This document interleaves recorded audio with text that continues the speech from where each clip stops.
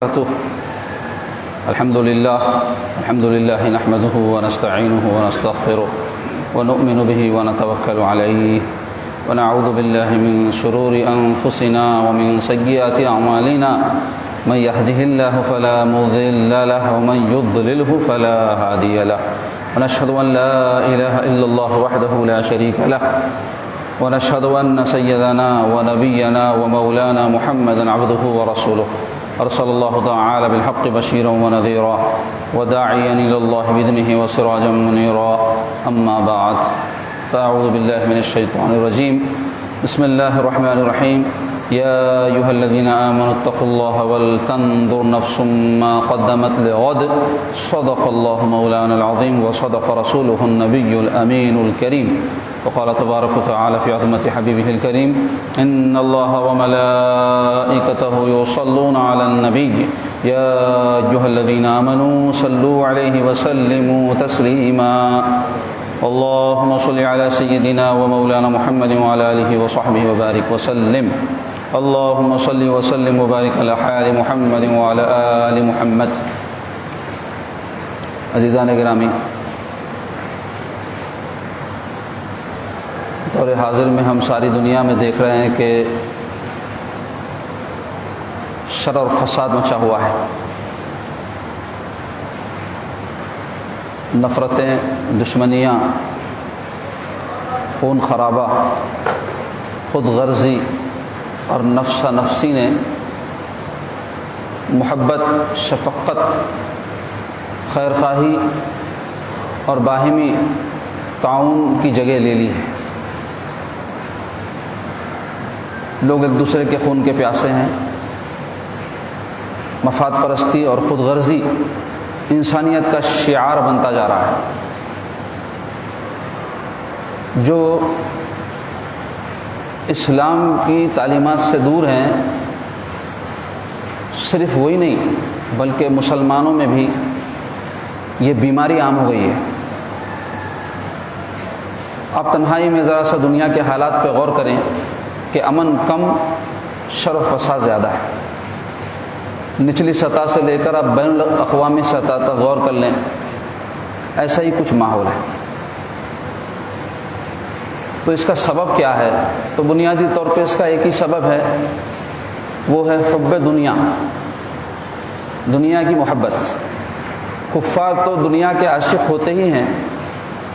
مسلمان بھی تباہ و برباد اگر ہوں گے تو میرے آقا علیہ الصلوۃ والسلام نے فرما دیا حب دنیا کے مرض سے ہوں گے.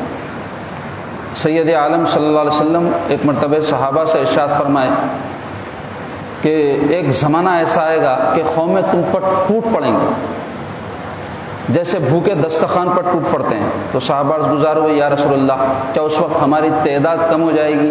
حضور نے فرمایا نہیں، تمہاری تعداد بہت ہوگی لیکن تم میں وہن کی بیماری پیدا ہو جائے گی.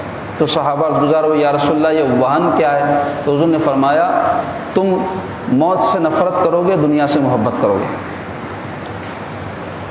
مسلمان موت سے نہیں گھبراتا. ہم بھی کہتے ہیں زبان سے ہم موت سے نہیں گھبراتے، لیکن موت سے نہیں گھبراتے ہیں صرف کہنا کافی نہیں ہے، بلکہ ہماری زندگی کے جو معاملات ہیں وہ یہ بتاتے ہیں کہ ہم مرنا پسند نہیں کرتے. ہم چاہتے ہیں کہ عیش کریں، ہم چاہتے ہیں کہ خواہشات کی پیروی کریں، ہم چاہتے ہیں کہ ہم جو چاہتے ہیں وہ ہم کو ملتا رہے. یہی ہے موت سے نفرت. یعنی موت سے نفرت نہیں بلکہ موت سے محبت. تو عزیزان گرامی، انسان جب حب دنیا میں مبتلا ہوتا ہے تو خواہشات کی اتباع میں لگ جاتا ہے، نفس کی اتباع میں لگ جاتا ہے. اور اتباع نفس جب بڑھتی رہتی ہے تو بندہ اللہ کا بندہ نہیں، نفس کا بندہ بن جاتا ہے. اور اسی بات کو قرآن مجید میں اللہ تبارک و تعالیٰ نے بیان فرمایا ہے. اور ایسے لوگ جو نفس کی انتہائی درجے کی پیروی کرتے ہیں، خواہشات کے پیچھے بھاگتے ہیں، اتباع نفس کرتے ہیں، اللہ تعالیٰ نے ان کو نفس کا بندہ قرار دیا ہے. اللہ تعالیٰ کا ارشاد ہے افرأیت من اتخذ الہہ ہواہ، کیا تم نے غور نہیں کیا یا کیا تم نے نہیں دیکھا افرائیت من اتخذ، اس کو جس نے بنا لیا، افرائیت من اتخذ الہہ، اس کو الہ، کس کو؟ ہوا، اپنی خواہش کو۔ ہوا کس کو کہتے ہیں؟ خواہش۔ اور ہوا جو لفظ عربی ہے اس کا معنی ہوتا ہے گر جانا، پستی کی طرف چلا جانا۔ تو خواہش کے اندر اللہ تعالیٰ نے معنی ہی ایسے رکھے ہیں کہ جو خواہش کی طرف جاتا ہے وہ پستی میں چلا جاتا ہے، وہ گر جاتا ہے، وہ گھٹیا قسم کی حرکتیں کرتا ہے۔ تو اللہ تعالیٰ فرما رہے ہیں کیا تم نے غور نہیں کیا ایسے شخص کو جس نے اپنی خواہشات کو اپنا معبود بنایا؟ پھر آگے ارشاد ہو رہا ہے وَأَضَلَّهُ اللَّهُ عَلَىٰ عِلْمٍ، اللہ نے اس کو گمراہ کر دیا علم کے باوجود۔ وَأَضَلَّهُ اللَّهُ عَلَىٰ عِلْمٍ، اللہ نے اس کو گمراہ کیا علم کے باوجود۔ تو اس کی دو تفسیریں مفسرین نے کی ہیں۔ ایک تفسیر یہ کہ اللہ ازل سے جانتا تھا کہ یہ گمراہ ہے، اس لیے خواہشوں کی پیروی کرنے والے کو اللہ نے گمراہ کر دیا۔ ایک معنی اس کا یہ بیان کیے گئے کہ وہ شخص علم رکھنے کے باوجود گمراہ ہو گیا۔ تو اس سے کیا معلوم ہوا کہ جو خواہشات کی پیروی کرتا ہے وہ بھلے ہی علم رکھتا ہو وہ گمراہ ہو جائے گا، اس کا علم اس کو کام نہیں دے گا، کیونکہ علم کے ساتھ ساتھ انسان خواہشات کی مخالفت کرے تو یہ جو خواہشات ہیں اس کی پیروی انسان کو جب گمراہی میں مبتلا کرتی ہے، یا جو خواہشات کے پیچھے بھاگتا ہے اللہ اس کو گمراہ کر دیتا ہے خواہشات کے پیچھے بھاگنے کی وجہ سے، تو نتیجہ کیا ہوتا ہے اس کو اس آیت پاک کے اگلے حصے میں اللہ نے بیان فرمایا وَخَتَمَ عَلَى سَمْعِهِ، اللہ تعالیٰ اس کی سماعت پر سیل مہر لگا دیتا ہے، وَقَلْبِهِ، اور اس کے دل پر بھی مہر لگا دیتا ہے، وَجَعَلَ عَلَى بَصَرِهِ غِشَاوَةً، اور بنا دیتا ہے اللہ تعالیٰ اس کی بصارت یعنی دیکھنے کی قوت پر پردہ۔ تو کیا ہوتا ہے؟ کان بہرے ہو جاتے ہیں، آنکھ اندھی ہو جاتی ہے، اور دل پہ مہر جب لگتی ہے تو سمجھ اور غور کرنے کی صلاحیت ختم ہو جاتی ہے۔ لیکن یہ سب ہو کیوں رہا ہے؟ اس لیے ہو رہا ہے کہ وہ خواہشات کا بندہ بنا ہوا ہے، خواہشات کا غلام بنا ہوا ہے۔ اور خواہشات کا غلام کیوں بنا ہوا ہے؟ اس لیے کہ اس نے دنیا کو محبوب رکھا ہے، دنیا اس کے لیے سب کچھ ہے، دنیا ہی کو وہ یہ سمجھتا ہے کہ ہمیشہ رہنے کی جگہ ہے، جبکہ دین کی بنیادوں میں سے یہ ہے کہ بندہ آخرت کو پیش نظر رکھے۔ آخرت سے غفلت نے اس کو دنیا کی محبت میں مبتلا کر دیا۔ تو ایمان والا بندہ ہمیشہ آخرت کو پیش نظر رکھتا ہے، دنیا کی حقیقت پر اس کی نظر رہتی ہے کہ یہ فانی ہے، اور جو اس بات کو بھلا دیتا ہے جس کو غفلت کہتے ہیں، تو اس کے نتیجے میں وہ خواہشات کی اتباع میں لگ جاتا ہے، خواہشات کی پیروی میں لگ جاتا ہے، بھلے ہی وہ کافر ہو بھلے ہی مسلمان ہو۔ ایسا نہیں ہے کہ کوئی مسلمان ہو تو وہ خواہشات کی پیروی نہیں کرے گا، کیونکہ اگر کوئی صرف دعوی مسلمانی کرے اس کے باوجود وہ اتباع نفس کرے تو وہ نفسی کا بندہ ہوا۔ زبان سے وہ دعوی بندگی خدا کرنے سے اللہ کا بندہ نہیں ہو جائے گا، اس کا عمل اس کی کیفیت بتائے گی کہ حقیقت میں وہ کس کا بندہ ہے۔ اس آیت پاک کی تفسیر کے حوالے سے مفسرین نے بہت کچھ لکھا ہے، اس میں یہ بات بھی انہوں نے بیان کی ہے کہ یہ بات خاص تو آئی ہے کافروں کے لیے، لیکن مسلمانوں میں بھی جو کوئی خواہشات کی پیروی کرے گا اس کے باوجود کہ وہ مسلمان ہے تو اس کے لیے یہی وعید ہے۔ کیا ہوگا؟ علم کے باوجود گمراہ ہوگا۔ کیا ہم نہیں دیکھتے کہ بہت سارے اہل علم ہیں جو گمراہ ہیں؟ عوام کا تو کہنا ہی کیا، تو وہ علم کے باوجود کیوں گمراہ ہے؟ اگر آپ ان کی غور سے اسٹڈی کریں گے، تحقیق کریں گے تو آپ پائیں گے کہ وہ اپنی خواہشات کے متبع ہیں، خواہشات کے پیرو ہیں، خواہشات کے پیچھے بھاگنے والے ہیں۔ تو جو کوئی خواہشات کے پیچھے بھاگتا ہے وہ اللہ کا نہیں خواہش کا بندہ ہوتا ہے۔ تو عزیزان گرامی، خواہش کو اللہ نے انسان میں پیدا کیا ہے، ایسا نہیں ہے کہ انسان کا یہ کسب ہے، خواہش ایک فطری چیز ہے۔ اللہ تعالیٰ نے جب انسان کو پیدا کیا تو اس کی بقا کے لیے اللہ تعالیٰ نے 3 قوتیں اس کو عطا فرمائی۔ ایک خواہش، ایک قوت ہے یہ چاہ کہ انسان پسند کرے مجھے یہ چاہیے، مجھے یہ چاہیے، مجھے یہ چاہیے۔ یہ کیوں ہے؟ اس لیے کہ انسان اس کے ذریعے سے جلب منفعت کرتا ہے، فائدہ مند چیزوں کو حاصل کرتا ہے۔ انسان میں اگر چاہ نہ ہو، انسان میں اگر خواہش نہ ہو تو پھر وہ ہلاک ہو جائے۔ ایک انسان کے اندر کمانے کی خواہش نہیں ہے تو آپ دیکھتے ہیں کسل مندی اس کا مقدر ہو جاتی ہے۔ ایک انسان میں کھانے پینے کی خواہش نہ ہو تو ہلاک ہو جائے گا۔ ایک انسان میں ضروریات کی طلب نہ ہو تو زندگی مفلوج ہو جائے گی۔ تو اللہ تعالیٰ نے کیا کیا؟ انسان میں شہوت رکھی، چاہ رکھی، خواہش رکھی، طلب رکھی۔ یہ اللہ تعالیٰ کی پیدا کردہ ہے۔ اب آپ سوچ رہے ہوں گے کہ جب اللہ نے پیدا کیا ہے تو پھر اس کے پیچھے جانے سے منع کیوں کیا جا رہا ہے؟ تو اس کی وجہ کیا ہے میں آپ کو آگے بتاؤں گا۔ دوسری اللہ تعالیٰ نے قوت انسان میں رکھی ہے غضب کی قوت، غصہ۔ غصہ ایک فطری چیز ہے، غیر فطری چیز نہیں ہے، قوت ہے یہ۔ اور یہ اس سے ہوتا کیا ہے؟ انسان اپنے سے مضرت کو دور کرتا ہے، یعنی جو چیز ناپسندیدہ ہے، جیسے خواہش کے ذریعے پسندیدہ چیز کو حاصل کرتا ہے، غصے کے ذریعے کیا کرتا ہے؟ ناپسندیدہ چیز کو اپنے سے دفع کرتا ہے۔ کوئی چیز ناپسند ہے انسان کو غصہ آتا ہے اور وہ اس چیز کو دفع کرتا ہے اپنے غصے کے اظہار کے ذریعے۔ اور تیسری چیز اللہ نے قوت کی صورت میں جو انسان کو دی ہے وہ عقل ہے۔ عقل ایک قوت ہے، اس سے کیا کرتا ہے؟ انسان تمیز کرتا ہے چیزوں میں، یہ چیز میرے لیے فائدہ مند ہے، یہ نقصان دہ ہے، یہ میرے لیے اچھی ہے، یہ میرے لیے بری ہے۔ تو جو صلاحیت ہے تمیز کرنے کی اس کو کہتے ہیں عقل۔ تو یہ تین قوتیں اللہ نے دی ہیں، اور یہ تینوں قوتیں دے کر صرف انسان کو جانور کی طرح اللہ نے چھوڑ نہیں دیا ہے، بلکہ ان کے اعتدال پہ قائم رہنے کے لیے، ان کے توسط پہ قائم رہنے کے لیے، ان کو قابو کرنے کے لیے اللہ نے شریعت عطا کی، پیغمبروں کو بھیجا۔ جب بے اعتدالی، قوت شہوانیہ یعنی خواہش میں، قوت غضبیہ یعنی غصے میں، اور قوت عقلیہ یعنی عقل میں پیدا ہوئی تو اس کو قابو کیسے کیا جائے، یا یہ پیدا نہ ہو بے اعتدالی، اس کے لیے وہ شریعت پر عمل پیرا ہو۔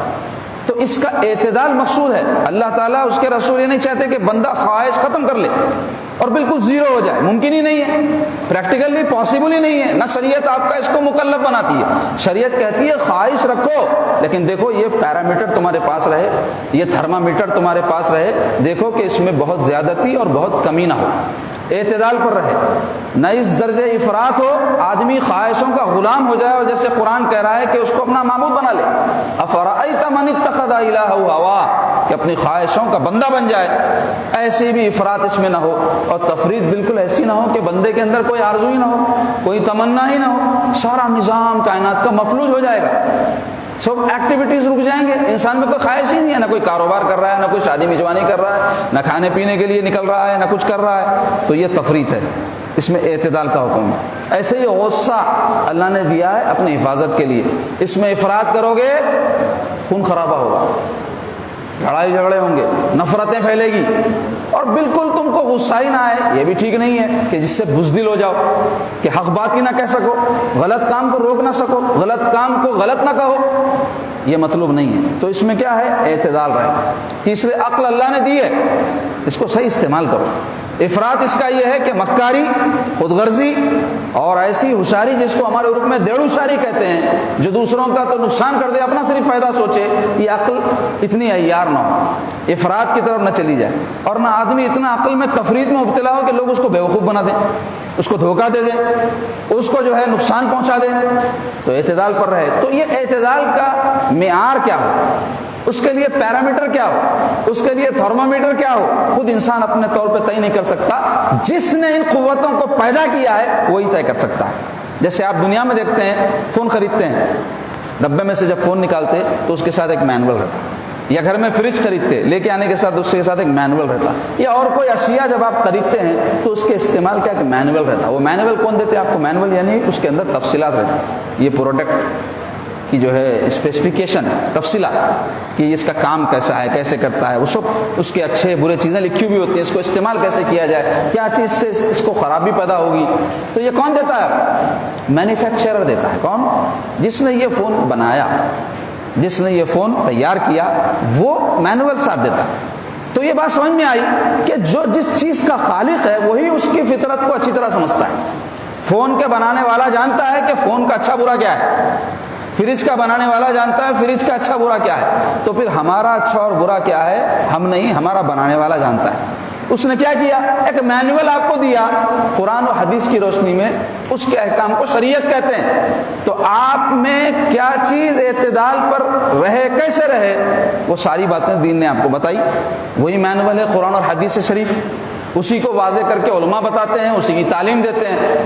تو بات کیا سمجھ میں آئی کہ جو خواہشات ہیں یہ فی نفس ہی بری نہیں ہے، ہر خواہش بری نہیں ہوتی، ہر طلب، ہر آرزو بری نہیں ہوتی، اس کو شریعت کے پیمانے پر رکھ کر دیکھنا چاہیے، اس کو اس پیرامیٹر پر رکھا دیکھنا چاہیے جو اللہ اس کے رسول نے ہم کو عطا کیا ہے کہ یہ جو خواہش میں کر رہا ہوں یہ درست ہے کہ نہیں۔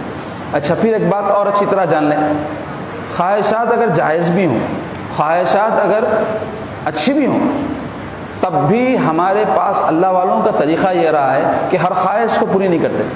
کیوں؟ اس واسطے کہ آدمی اگر ہر خواہش کو پوری کرنے لگ جائے تو پھر وہ خواہشات اس کو جائز سے اٹھا کر ناجائز کی طرف لے جاتے ہیں، بندہ عادی ہو جاتا ہے خواہشات کو پورا کرنے کا۔ مثلا انسان کا دل چاہ رہا ہے کہ میں اچھا کھاؤں، اچھا کھانا منع نہیں ہے، کبھی کبھی کھائے، ایسا نہیں ہے کہ ہمیشہ اچھا کھاؤں۔ تو ہمیشہ جب اچھا کھائے گا تو اچھے کھانے کا عادی ہو جائے گا، جب اچھے کھانے کا عادی ہو جائے گا تو کبھی ایسا ہوتا ہے کہ اچھا نہیں کھا سکتا، حالات نہیں ہوتے، موقع نہیں ہوتا، لیکن عادت اس کو مجبور کرتی ہے کہ وہ کسی صورت میں اچھا کھائے، تو اس کے لیے وہ جائز اور ناجائز کو بازو کر دیتا ہے اور اپنی اس خواہش کی تکمیل کے لیے جائز کو چھوڑ کر ناجائز کو اختیار کر لیتا ہے۔ تو یہ نقصان ہوتا ہے خواہشات کی پیروی کرنے کا۔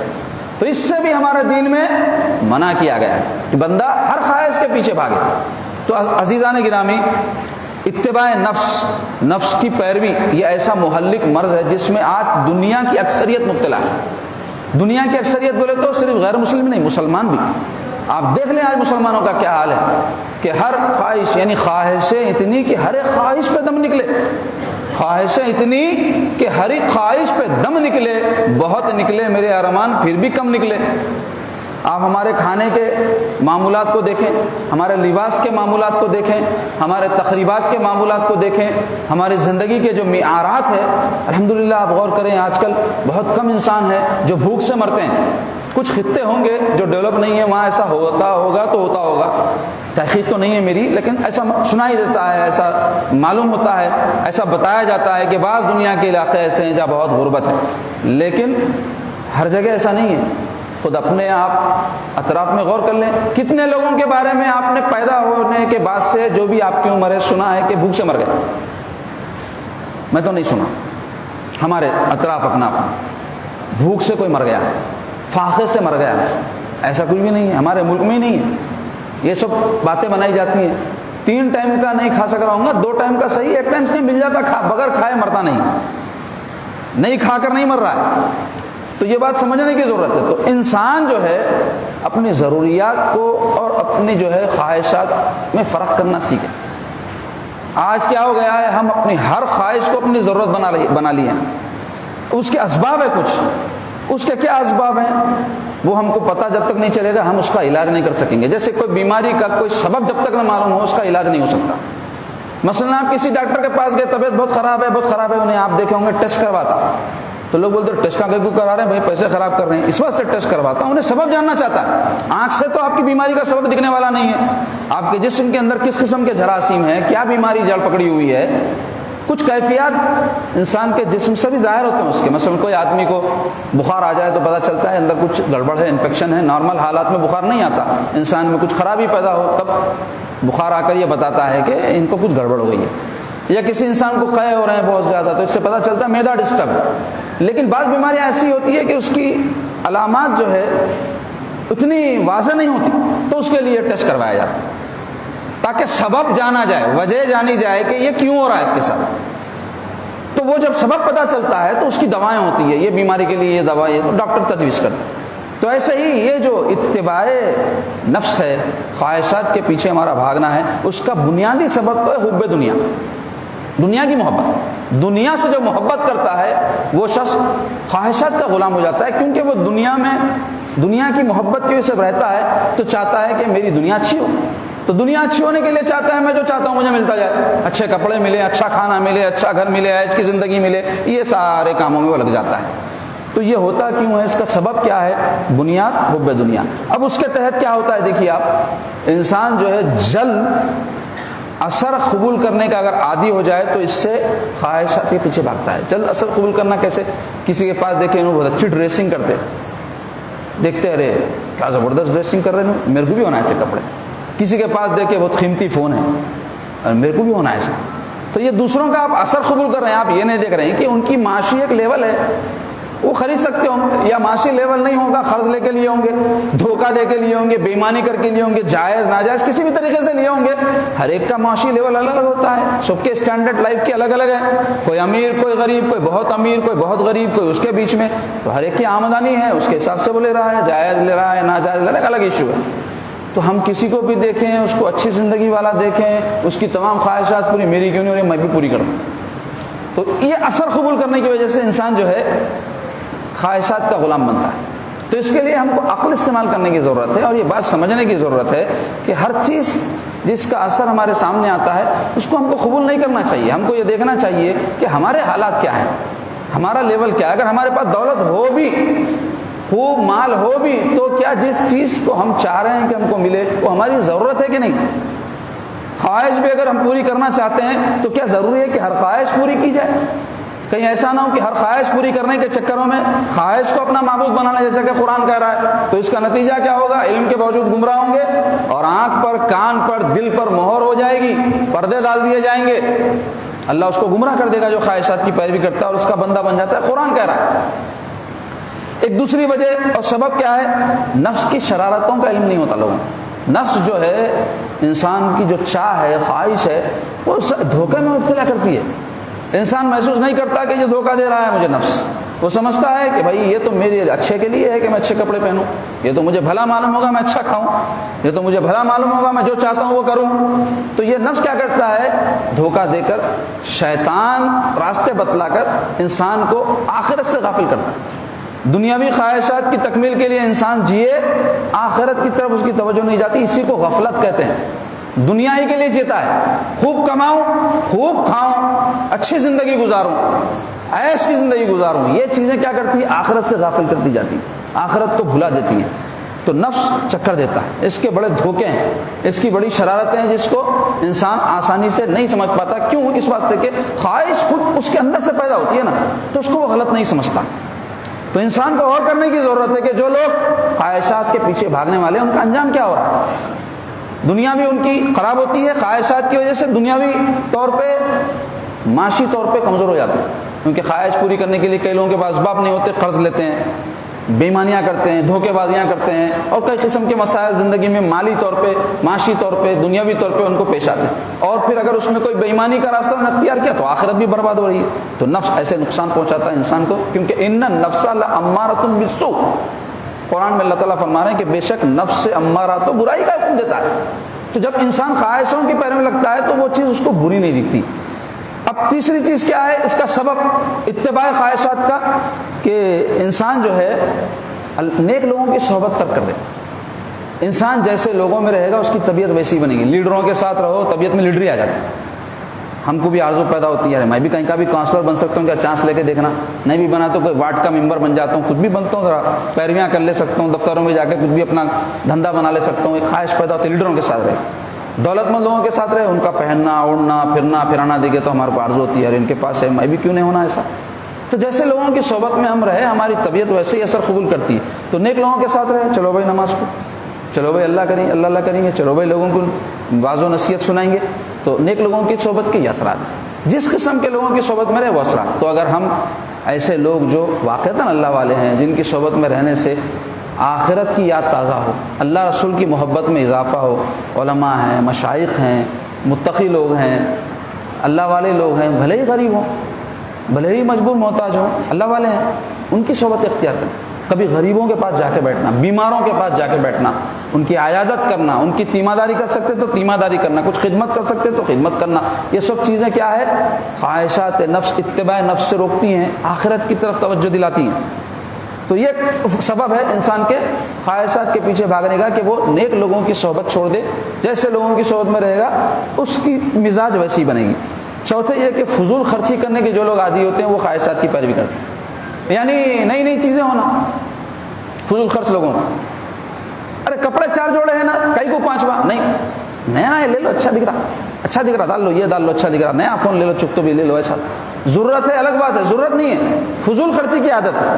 تو آج کل لوگوں کو فضول خرچی بھی نہیں دکھ رہی، کیونکہ معیارات طبیعتوں کے بدل گئے، اس واسطے کہ میں نے کہا نا کہ حب دنیا ایسے پردے ڈالتی ہے، قرآن کہہ رہا ہے نا بھائی، میں نہیں کہہ رہا ہوں۔ کیا ہوتا ہے، عقل پر پردے پڑ جاتے ہیں، دل پہ مہر پڑ جاتی ہے، آنکھوں پر کانوں پر پردے پڑ جاتے، تمیز کی صلاحیت ختم ہو جاتی۔ دیکھتا تو ہے جانوروں کی طرح دیکھتا، انسان کی طرح نہیں، عاقل اور سمجھدار کی طرح نہیں، دیندار اور مسلمان کی طرح تو بہت دور کی بات ہے۔ تو یہ نقصان اس کو ہوتا ہے فضول خرچی کرنے کی وجہ سے۔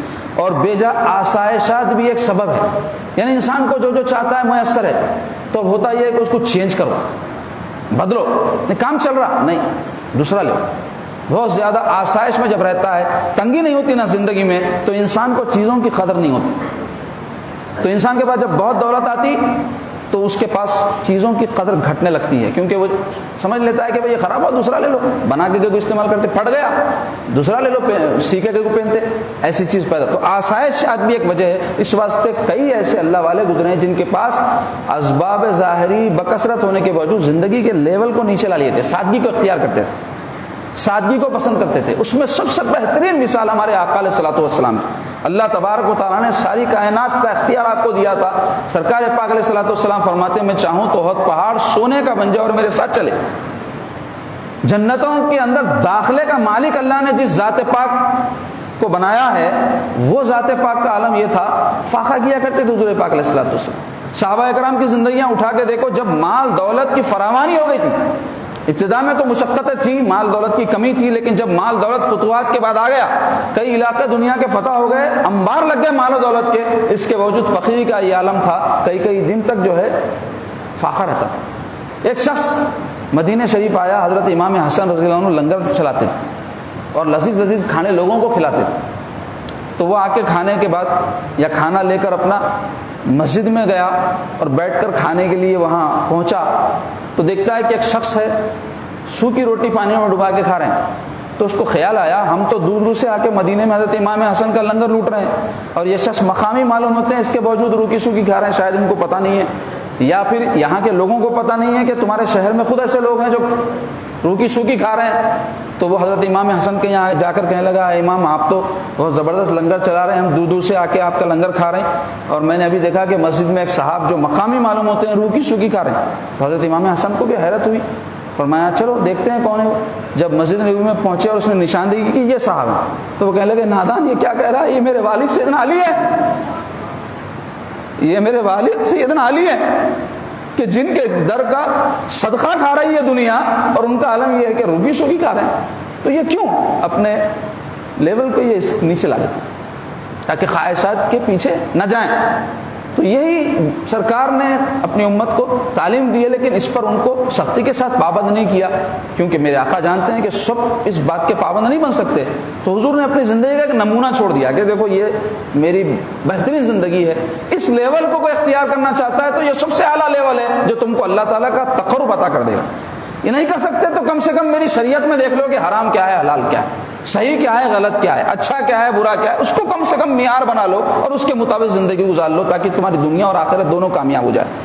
اور آخری بات اس سلسلے میں اسباب کے جو سبب ہیں اتباع نفس کے خواہشات کے پیچھے بھاگنے کے، اس میں سے کہ دوسروں کے بارے میں تجسس، یعنی ٹوہ میں رہنا، ان کے پاس یہ ہے، ارے گھر بنا رہے ہیں، ان کے پاس گاڑی ہے، ان کے پاس بنگلہ ہے۔ یہ تجسس کیا کرتا ہے، ہمارے اندر بھی خواہش پیدا کرتا ہے۔ مومن بے پرواہ ہوتا ہے، مومن بے نیاز ہوتا ہے، وہ دیکھتا ہے، شکر کرتا ہے اللہ جو کچھ دیا اللہ تیرے کرم اور عنایت ہے کہ میں جو بھی پایا ہوں میرا کوئی حق نہیں ہے، تیری عنایت ہے۔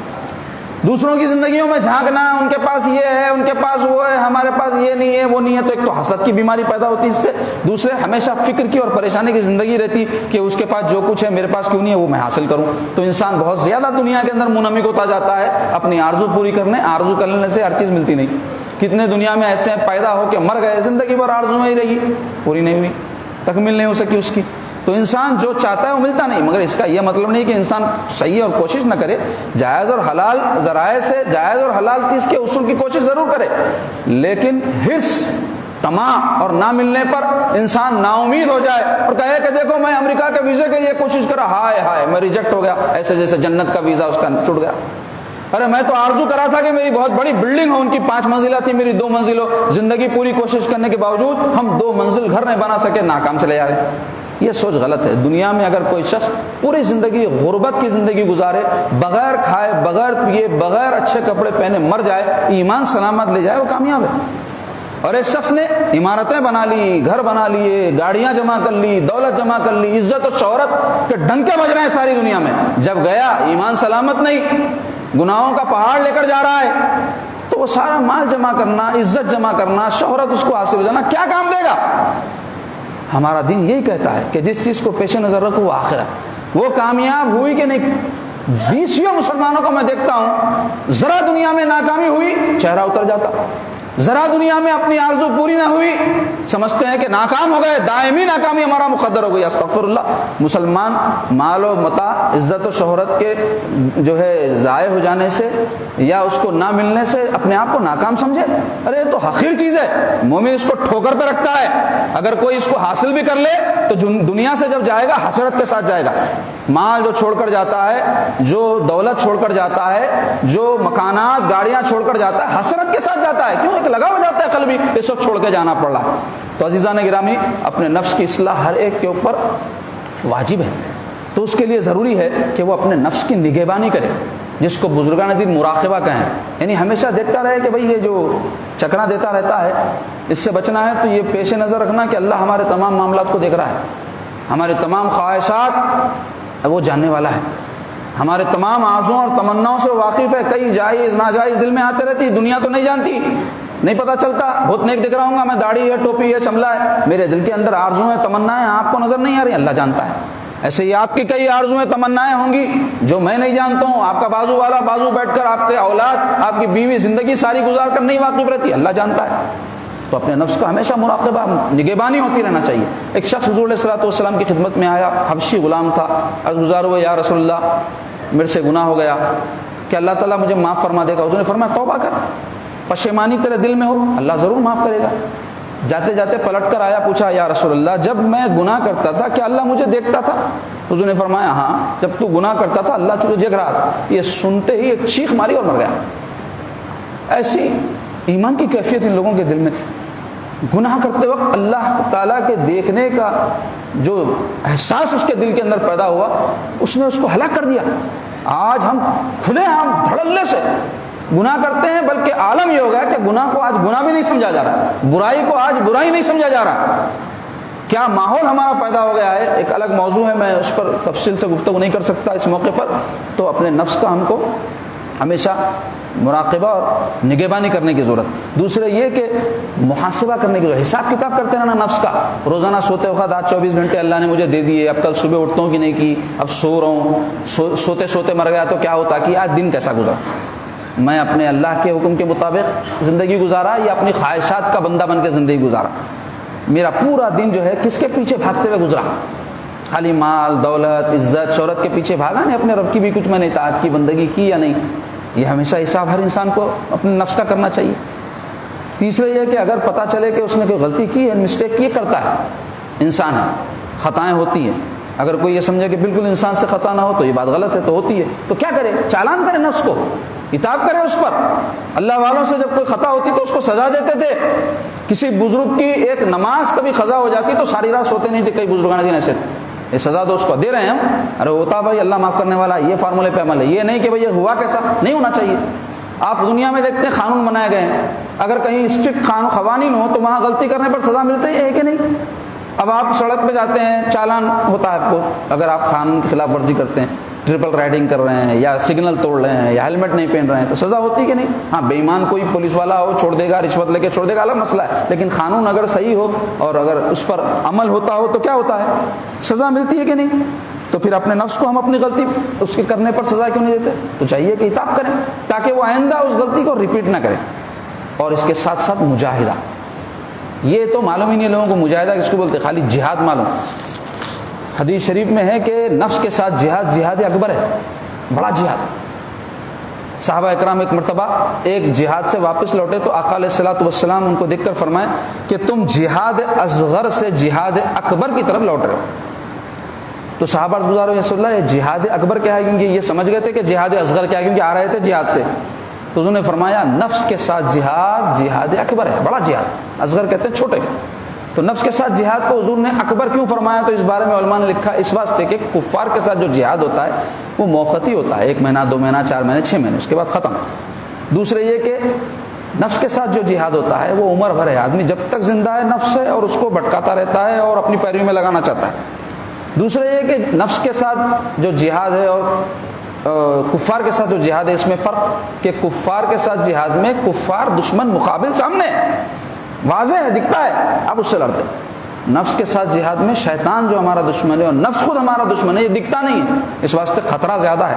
وہ دشمن جو آپ کی گھات میں بیٹھا ہے، آپ کو پتہ نہیں ہے، غفلت میں آپ پر حملہ کرے گا تو آپ ہلاک ہو جائیں گے. تیسرے یہ کہ انسان اگر کوئی کفار سے جہاد کرتے ہوئے کافر کو مار دے تو وہ غازی، کافر اس کو مار دے تو وہ شہید. لیکن نفس کے ساتھ جہاد میں بزرگوں نے کہا ہے کہ نفس کو کوئی مار نہیں سکتا، کیونکہ وہ خود نفس ہے، نفس اس کے ساتھ لگا ہوا ہے، جب تک زندہ ہے نفس ہے اس کو مار نہیں سکتا. ایک بات ممکن ہی نہیں ہے. نفس اگر اس کو مار دے یعنی اس کو بھٹکا دے، ہلاک ہو گیا، دنیا آخرت برباد ہو گئی. تو اس واسطے نفس کے ساتھ جہاد کو جہاد اکبر قرار دیا گیا. تو مجاہدہ کسے کہتے ہیں؟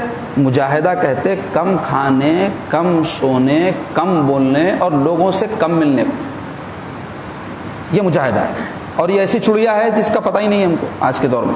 آپ دیکھ لیں نفس کی اس درجے ہم بندگی میں لگے ہوئے ہیں کہ کھانے کے پیچھے ہماری قوم پڑی ہے، بس خالی کھانا کھانا کھانا. آپ دیکھ لیں رمضان جیسا مہینہ جو بھوکے رہنے کا مہینہ ہے، اس میں دن میں بھوکے رہتے، سحر میں اور افطار میں، اور پھر سحر تک کھاتے رہتے.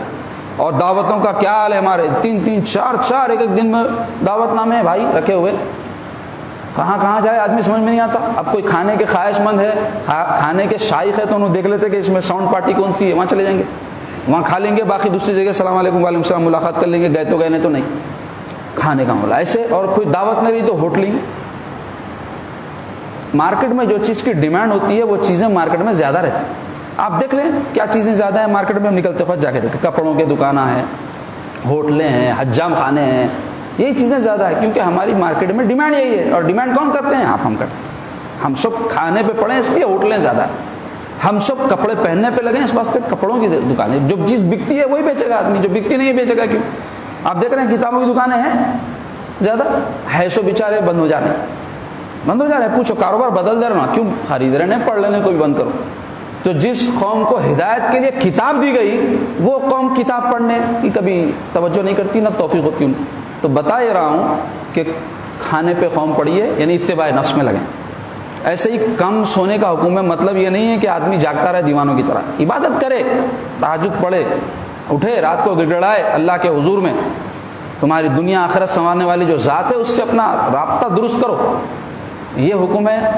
یعنی کم سونے سے مراد. اور کم بولنا، غیبت نہ کرے کسی کی، جھوٹ نہ بولے، فضول بات چیت نہ کرے، لا یعنی کاموں میں مبتلا نہ ہو، یہ کم بولنا ہے. کم ملنا اس واسطے ہے کہ آدمی جب ایک دوسرے سے ملے گا غیر ضروری باتیں ہوں گی، انہوں یہ پہنے، انہوں یہ کھائے، انہوں یہاں گئے، انہوں وہاں، یہ کہیں کام کتنا ہے، کاروبار کو جانا ہے، جاؤ آؤ گھر پہ بیٹھو اللہ اللہ کرو. کوئی ضروریت کی زندگی کی ضروری چیزیں جانا ہے، جاؤ، منع نہیں کر رہے. چلے کیوں آوارہ گردی کرتے ہو سڑکوں پر؟ کیوں دعوت میں کھانے کے بعد بھی گھنٹوں بیٹھے رہتے ہو، ٹھیٹھی ٹھاٹا کر رہے ہیں، آرکیسٹرا ہو رہا ہے، چھچورا پنا، کئی تو حرام کاموں میں تک مبتلا ہوتے ہیں دعوتوں میں، بیٹھے ہیں لوگ دیوانوں کی طرح. اور کئی جو ہے بے جا اپنا وقت ضائع کرتے ہیں، دوستوں کے پاس گئے گھنٹوں. ٹھیک ہے دوستی منع نہیں ہے، آدھا منٹ، گھنٹہ، 15 منٹ، 2 گھنٹے نہیں. کیا ہے 2 3 بجے رات تک روز کا معمول، پان کا ڈبوں پہ بیٹھے ہیں، ہوٹلوں پہ بیٹھے ہیں. تو اس سے سب تباہی اور اتباع نفس ہے. تو اتباع نفس کیا کرتی ہے؟ انسان کو نفس کا بندہ بنا دیتی ہے، خدا کے بندگی سے نکل جاتا ہے. اور اس کو غلط ہی نہیں سمجھا جا رہا ہے، بلکہ میں جو موضوع پہ آپ سے گفتگو کر رہا ہوں، میں خود بہت سے لوگ ایسے ہوں گے حیرانی ہو رہی ہے کہ آج تک نہیں سنے یہ کیا بول رہے ہیں.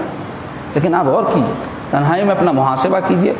ہم کو اللہ کے حضور میں پیش ہونا ہے، کیا نیک، کیا بد، کیا MLA، کیا جو ہے رعایا، کیا بادشاہ، کیا فقیر، سب کو پیش ہونا ہے، سب کو اپنا اپنا حساب دینا ہے. اللہ تعالیٰ قرآن میں ایک مقام پر فرمایا، اس کا مفہوم یہ ہے کہ تم یہاں تو لوگوں میں رہتے ہو، تنہا ہمارے یہاں ہوگے، یعنی علیحدہ علیحدہ پکڑیں گے تم کو، ہر ایک کا علیحدہ علیحدہ حساب ہوگا. اس پر ایمان ہے کہ نہیں آپ کا؟ ہمارا ہے نا حساب پر ایمان، سب کا ہونے والا ہے. تو اس لیے سیدنا عمر نے کیا فرمایا؟ اس سے قبل کہ تمہارا حساب ہو اپنا حساب کر لو. یعنی قیامت کے دن تمہارا حساب ہونے سے پہلے دنیا میں اپنا حساب کرو، اور ہر شخص اپنا بہترین محاسب ہے، کسی اور کے حساب کے لیے اپنے آپ کو پیش کرنے یا کسی اور کا ہم حساب کرنے کی ضرورت نہیں ہے، کیونکہ دنیا میں دیکھتے بہت سے لوگ ایسا حساب کر دیا ان کا، ایسا کتاب کر دیا، ارے بھائی بہت کرے ہوں گے، اپنا حساب کر لو۔ سب سے زیادہ آپ کا اپنے حساب کی ضرورت ہے، اور آپ بہترین حساب کر سکتے کوئی اور نہیں، کیونکہ آپ کا اچھا برا باہر اندر سب آپ میں بہتر جانتے ہیں۔ دوسرے کا حساب کرنا مشکل ہے، ظاہر پہ حساب کر سکتے، اندر کا حساب دوسرے کا ہم نہیں کر سکتے، لیکن اپنے خود کا اندر کا بھی کر سکتے، باہر کا بھی۔ تو اپنا محاسبہ کرنے کی ضرورت ہے۔ اللہ تعالیٰ ہم سب کو نیک توفیق عطا فرمائے، لوگوں کو جن باتوں کی نصیحت کرتے مولا ہم کو اس پہ عمل پیرا ہونے کی توفیق عطا فرمائیے۔ اے اللہ ہمارے صغیرہ و کبیرہ گناہوں کو معاف فرمائیے، اتباع نفس سے مولا ہم کو محفوظ رکھیے، آپ کی اطاعت، آپ کے حبیب کی اتباع میں زندگی گزارنے کی توفیق عطا فرمائیے، آخرت کو ہمیشہ پیش نظر رکھنے کی توفیق عطا فرمائیے۔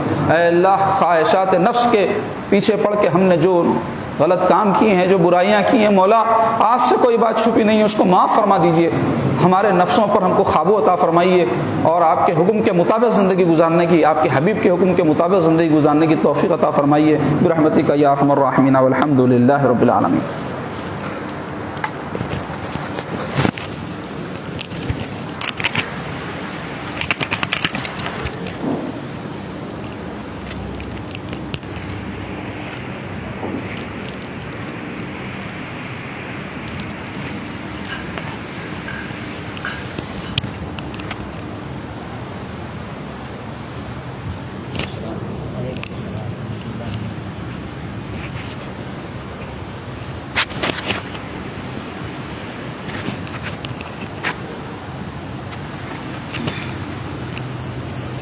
الله أكبر الله أكبر الله أكبر الله أكبر أشهد أن لا إله إلا الله أشهد أن لا إله إلا الله أشهد أن محمدا رسول الله أشهد أن محمدا رسول الله حي على الصلاة حي على الصلاة حي على الفلاح حي على الفلاح الله أكبر الله أكبر لا إله إلا الله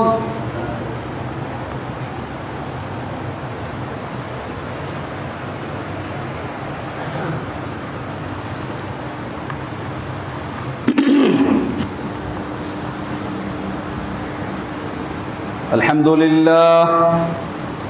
لله الذي أنزل على عبده الكتاب ولم يجعل له عوجا أشهد أن لا إله إلا الله وحده لا شريك له وأشهد أن محمدا عبده ورسوله خير الورى اللهم صل وسلم على سيدنا محمد وعلى آله وصحبه النجباء أما بعد فأوصيكم عباد الله فاتقوا الله حق تقاته ولا تموتن إلا وأنتم مسلمون معاشر الحاضرين اعلموا أنما الحياة الدنيا لعب ولهو وزينة وتفاخر بينكم وتكاثر في الأموال والأولاد كمثل غيث أعجب الكفار نباته ثم يهيج فتراه مصفرا ثم يكون حطاما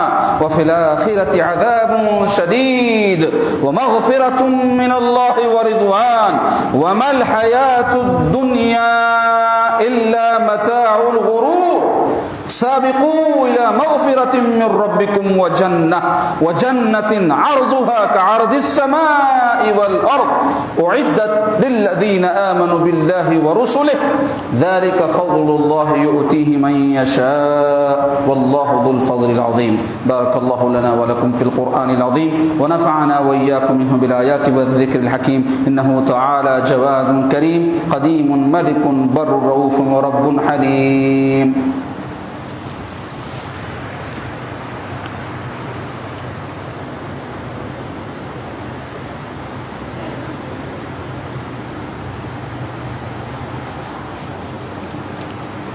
الحمد لله حمدا كثيرا كما مر. أشهد أن لا إله إلا الله وحده لا شريك له إرغاما لمن جحد به وكفر. وأشهد أن سيدنا ونبينا ومولانا محمدا عبده ورسوله سيد الخلائق والبشر. اللهم صل وسلم وبارك على سيدنا محمد وعلى آله وصحبه المصابيح الغرر. أما بعد عباد الله فاتقوا الله من سمع اللغو وفضول الخبر. قال الله تعالى إن الله وملائكته يصلون على النبي يا أيها الذين آمنوا صلوا عليه وسلموا تسليما.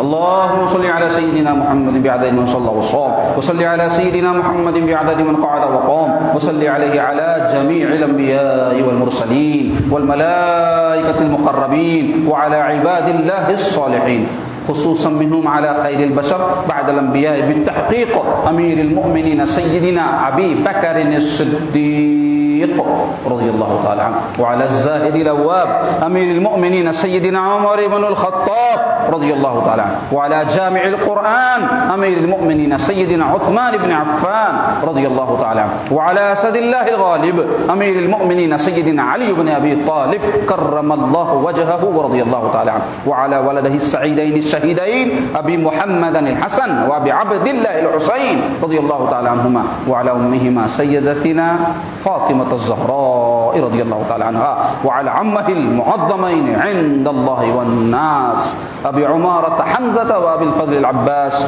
رضي الله تعالى عنهما، وعلى تمام العشرة المبشرة، وعلى بقية الصحابة والتابعين وتبع التابعين رضوان الله تعالى عليهم أجمعين. اللهم أعز الإسلام والمسلمين وذل الكفرة والمشركين. اللهم أصلح أمة محمد صلى الله عليه وسلم. اللهم اغفر لأمة محمد صلى الله عليه وسلم. اللهم ارحم أمة محمد صلى الله عليه وسلم رحمة عامة. اللهم اغفر للمؤمنين والمؤمنات والمسلمين والمسلمات الأحياء منهم والأموات إنك سميع قريب مجيب الدعوات. عباد الله إن الله يأمر بالعدل والإحسان وإيتاء ذي القربى وينهى عن الفحشاء والمنكر والبغي يعظكم لعلكم تذكرون. واذكروا الله يذكركم وادعوه يستجب لكم ولذكر